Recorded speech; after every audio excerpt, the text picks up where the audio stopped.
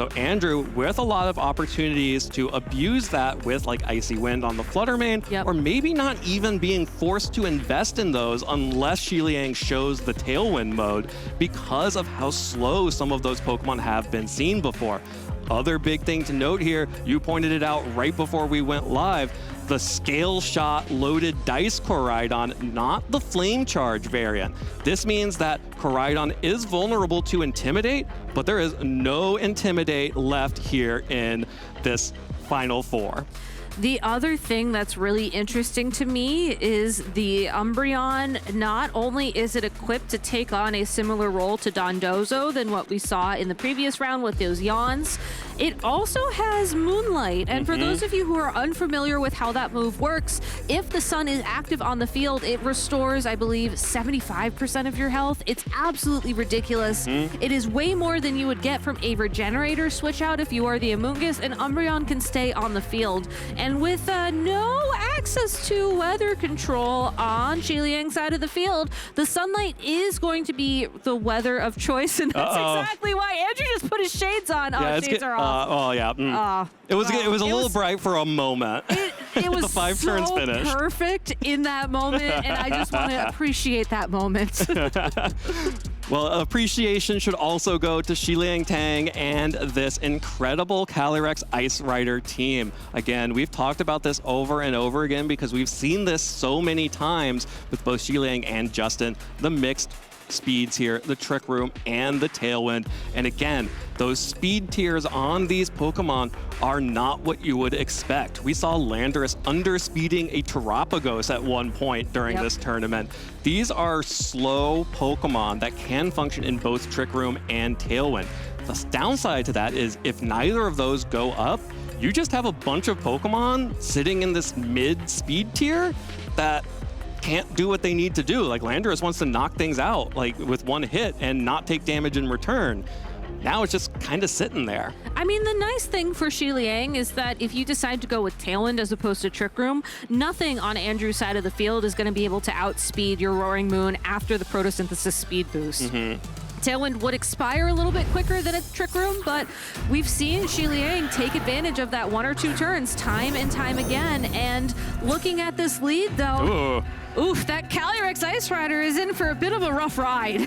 Yeah, but fortunately, Calyrex has its bestie, Hearthflame Ogerpon, right next door, able to use Follow Me to protect the Calyrex from any of these single target attacks from both Koraidon and Entei. Entei can outspeed with the extreme speed potentially, but just that's not going to be enough. No, and I think the thing that Andrew can play towards his advantage here is that with the sunlight on the field, with the activation of the Orichalcum Orichalcum Pulse.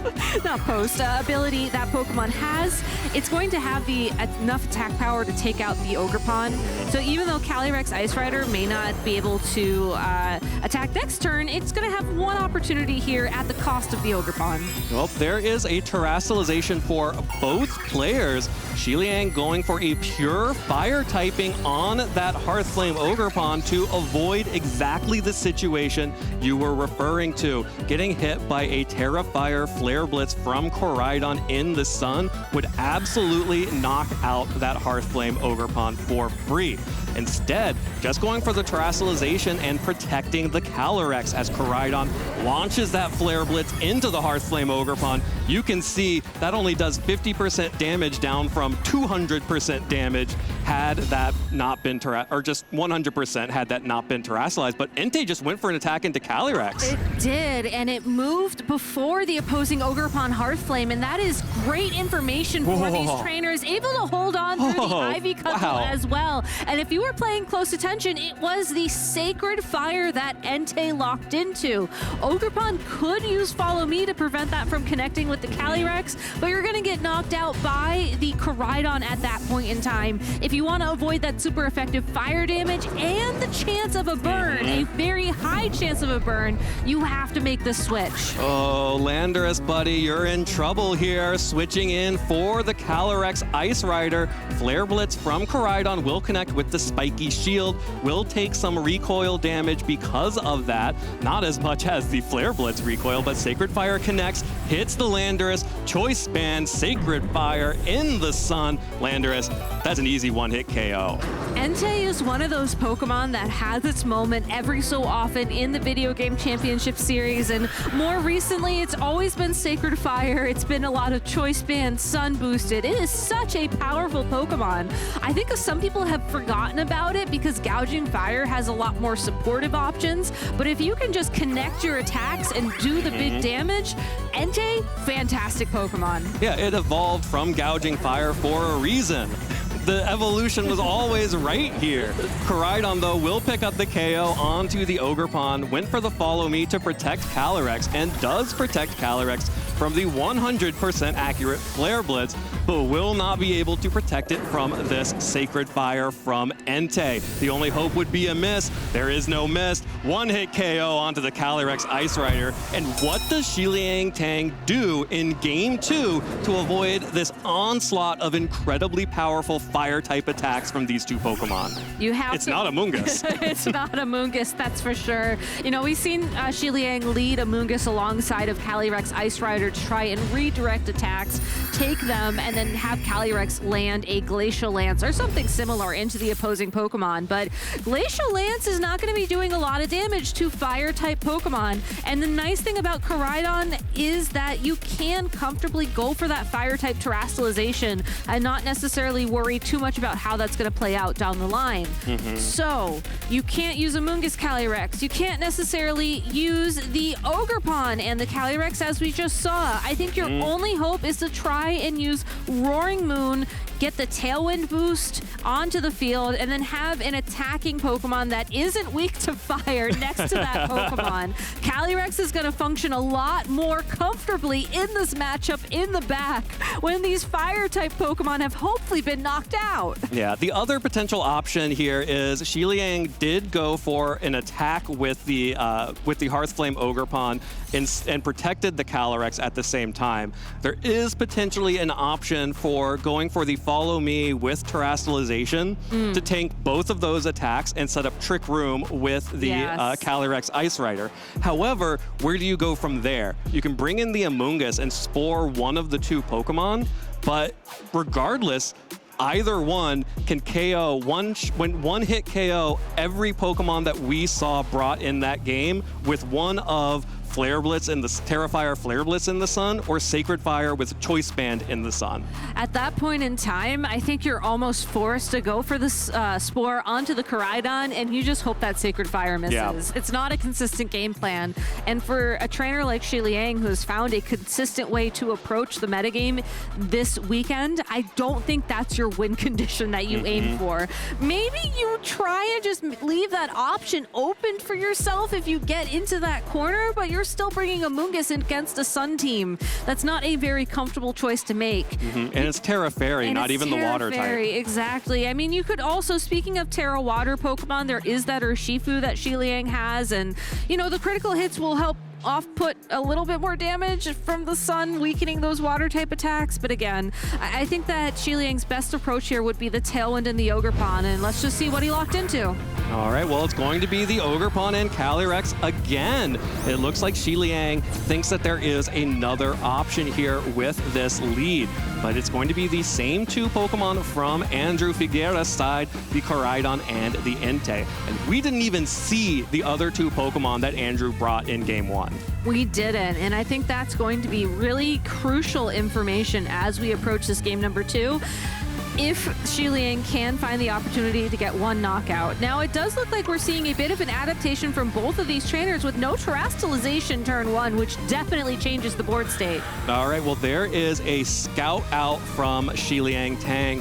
We'll be checking to see what Andrew wants to go for, and that does include going for the Scale Shot instead of the Flare Blitz.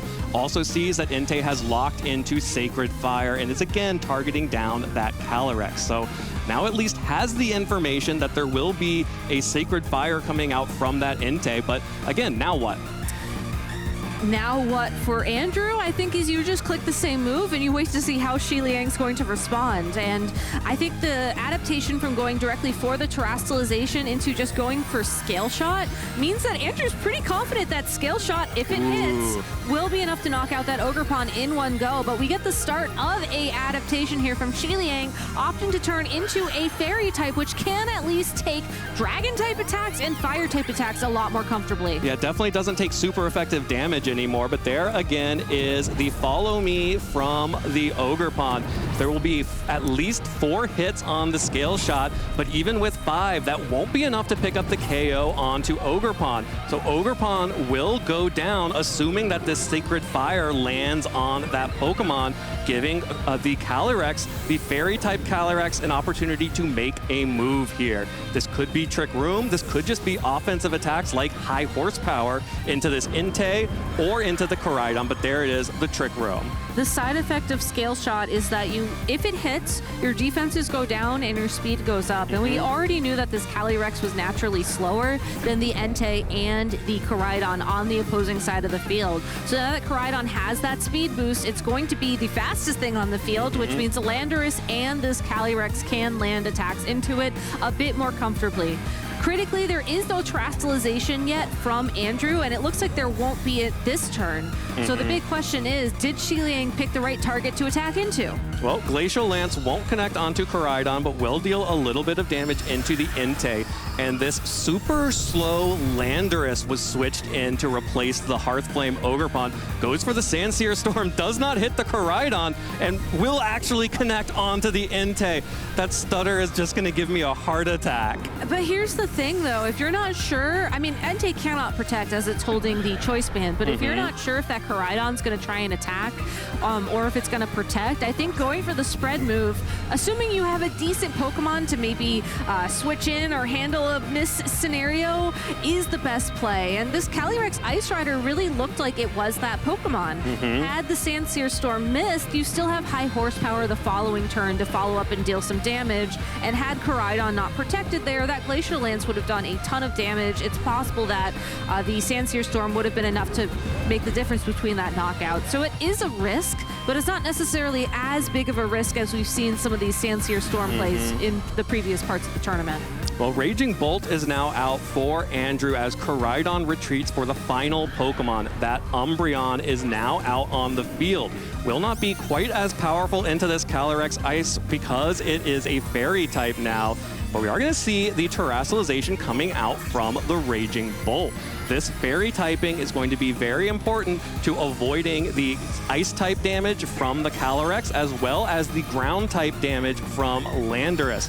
Glacial Lance connects on both of these Pokemon, will deal good damage to both, but not huge damage. And the Draco Meteor, it misses the Landorus. Landorus dodges and a Sandsear Storm connects onto both Pokemon, putting them both in range of another Glacial Lance. A critical miss there for that Raging Bolt. Had it connected with the Landorus, it would have been knocked out, and then Shiliang would have been down to the final 2 Pokemon with Umbreon on the field against the Calyrex Ice Rider. The Calyrex Ice Rider did terrestrialize into the Fairy type, so those foul plays won't be doing as much damage, but I think critically there's only so much damage the Calyrex can do to that Umbreon in return, and knowing that the Koraidon is back in the back of Andrew's party, it can always come back, reset the sun, and use Moonlight to just keep it on the field for long enough to find the damage needed for a win. Well, this time around, Shiliang Tang will be retreating the Landorus, thinking that the Calyrex Ice Rider has everything it needs to be successful right now. Raging Bolt just goes for a Desperation Thunderclap there as Umbreon's Moonlight will, as you mentioned, heal it all the way back up to just about full, as Glacial Lance will finish off this Raging Bolt with Amoonguss now out on the field to threaten Spores. It cannot spore the Umbreon as it is holding safety goggles, but it can spore the Koraidon, who really is the biggest damage threat Andrew has left remaining in this battle. Also, critically timing the return of Koraidon just as the sun expires, and we saw how much damage that Moonlight mitigated for Andrew. Being able to have 5 more turns of this on the field means that Umbreon is a legit win condition for him at this point in time. We'll have to find his way through these Trick Room turns and find way to connect some big damage onto the Calyrex Ice Rider while dodging those spores, but it is possible. Well, the good news for Andrew is Trick Room is just about to expire, and this Umbreon does carry Taunt. However, Shiliang Tang will just deal good damage right back to the Umbreon with the Pollen Puff, and here comes the Glacial Lance moving before the Umbreon here into the Koraidon, into the Umbreon. That is now a +1 Glacial Lance and picks up that KO. Umbreon tried so hard, but this time going after the Calyrex gets another boost, and with Amoonguss and Calyrex out on the field, even with Trick Room ending, Shiliang Tang has found the way to win, has found an option here. Flare Blitz will most likely be able to knock out this Amoonguss, but it wants to be the center of attention as it goes for the Rage Powder to redirect that attack, because with the attack boost, with the single target damage of Glacial Lance against a Still Fart Dragon-type Koraidon, that is going to be an easy one-hit knockout for that Pokemon and an easy way to tie up the set and bring us into a critical Game 3. Yeah, hot take was we love formats with Game 3s. Here we go, another Game 3. Shiliang Tang takes Game 2 after slight adaptations from the Game 1 leads and strategy. This time terastallizing the Calyrex, getting the Trick Room set up, and getting the Landorus in safely to fire off some big Sandsear Storms, and critically connected all of those Sandsear Storms and dodged that Draco Meteor from Raging Bolt. Also taking advantage of the fact that Andrew changed the move on the Koraidon into that scale shot and got that speed boost turn number 1, which really forced the Koraidon off the field, and I think opened up the opportunity for Shiliang to go for those Sandsear Storm and Glacial Lance combo turns. Absolutely. And, you know, I wonder if Andrew will be going back to the same plan from Game 1. The Flare Blitz would have still been pretty safe into either of those Pokemon. You may have ended up in a situation, what you want to avoid from Game 2 is ending up in a situation where the Hearthflame Ogerpon is able to be knocked out, Trick Room comes up, and then you have that devastating combination of Calyrex Ice Rider and Landorus Incarnate next to each other, underspeeding everything on your team except that Umbreon. Underspeeding everything and not a wide card in sight as well. It's a very comfortable win condition for Shiliang to aim for, as I think there's enough flexibility with the Pokemon he's been bringing, with how he's approaching this matchup, that you can afford to lead your Calyrex Ice Rider time and time again. As long as you have the Ogerpon next to it to protect it, you can keep your Landorus safe in the back until the speed control is established the way that you want it to be. But we're going into game number 3 here, and once again it's going to be that Calyrex Ice Rider with the Hearthflame Ogerpon, but now it's a Cornerstone Ogerpon next to the Entei. No sunlight in sight. Yeah, the Cornerstone Ogerpon is now out on the field, which is immediately threatening super effective damage onto the Hearthflame Ogerpon, even without terastallization, even if Shiliang Tang decides to terastallize their own Ogerpon. That turn 1 from Game 1 cannot happen again. And you can see Andrew even has the option to just blow it up with Terra Ivy Cudgel. Exactly, and that's exactly why Shiliang does take the opportunity to once again scout out the approach Andrew is taking to this matchup. The one thing I am a little bit curious about is how the Sacred Fire damage calculation works out against the Calyrex Ice Rider in particular without the support of the sun on the field. But that's something we'll have to wait a turn to see, as we do get confirmation it is that move locked into from the Entei. Yep, the Sacred Fire, once again, it is the only move that Entei has used all set long, just the Sacred Fire. Here comes our first terastallization here in Game 3. Again, it will be the Terra Fairy Calyrex. Cannot allow itself to be knocked out in one hit to super effective damage from a Choice Band Sacred Fire. Ogerpon will go for the Follow Me to try and redirect at least one attack. It will be the Ivy Cudgel from the Cornerstone Ogerpon. Super effective damage, but not enough to pick up the KO.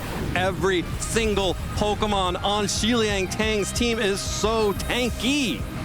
Ogerpon buying enough time for this Calyrex Ice Rider to set up Trick Room once again in this matchup, and critically, once again becoming the slowest Pokemon on the field. And since Ogerpon was knocked out the first turn of Trick Room being set on the field, Landorus can come in now with the speed advantage on its side, threatening Sandsear Storms if you're worried about the sturdy ability on the Ogerpon, or maybe even just an Earth Power into that Entei for some significant damage. There's nothing Andrew could have done to stop this Trick Room, and just has to find a way to play through the next 5 turns. Yeah, has to find a way to play through these next 5 turns, but has also set up a situation that does kind of force Shiliang Tang into the less consistent route.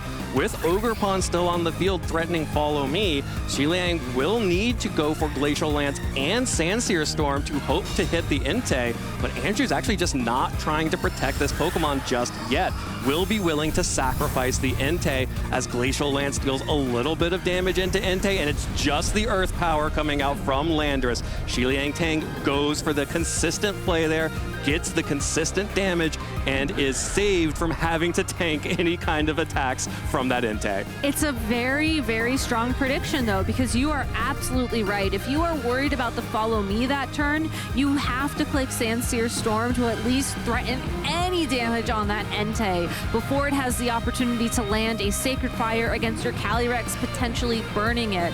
But because he was able to make that call, he is now in a position where Glacial Lance plus Earth Power is the consistent play moving forwards. You don't have to worry about hitting that Ogerpon twice in this turn, because yes, Raging Bolt is scary, and yes, Draco Meteor could potentially knock out the Landorus. I think it's really done what it wanted to do in removing the Entei from the field. That was its number one target. Yeah, Entei needed to get off the field after we saw Game 1 go the way that it did.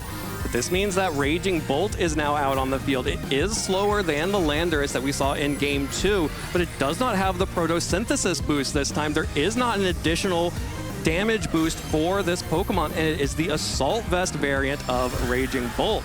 So there will be a chance to deal good damage here as the Ogerpon tanks the Glacial Lance, gets the Sturdy, and the Draco Meteor connects this time. No boost and not enough damage. Without the boost, you cannot break Shiliang's Pokemon, and another Sandsear Storm will land. Just doing enough damage to pick up the KO on the Ogerpon, bringing the Raging Bolt down into the red and forcing it to rely on a Thunderclap into the opposing Calyrex if it wants to accomplish any damage next turn. Andrew is down to his final 2 Pokemon in this top 4, down to the final turns of this game, and I think his only win condition at this point in time is hoping that you can find a way through the final turns of Trick Room. You have 1 turn of Protect on the Koraidon this turn, but Raging Bolt is holding Assault Vest. It cannot protect. I don't think that's enough to get you through. Yeah, it does not look like Andrew thinks it is either. We'll forfeit the match, and Shiliang Tang is our first Tang in the finals. This Calyrex Ice Rider team has been so dominant for Shiliang. He is now taken down Koraidon to advance to the finals to make sure that Calyrex Ice Rider has representation.